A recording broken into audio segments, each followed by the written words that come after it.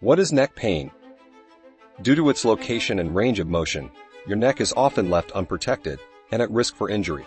Neck pain can range from mild discomfort to disabling chronic pain. What causes neck pain?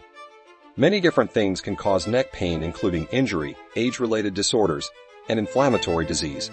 Causes of neck pain and problems may include injury, damage to the muscles, tendons, or ligaments, herniated disc in the neck, arthritis, such as osteoarthritis, rheumatoid arthritis, cervical, neck, disc degeneration, congenital present at birth, abnormalities of the vertebrae and bones, tumors.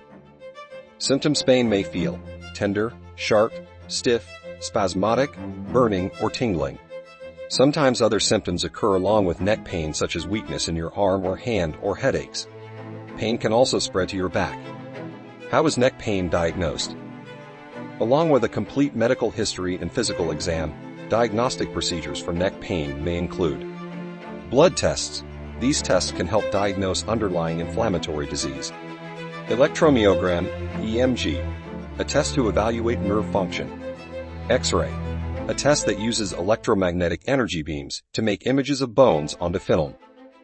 Magnetic resonance imaging, MRI, a procedure that uses large magnets and a computer to make detailed images of organs and structures within the body.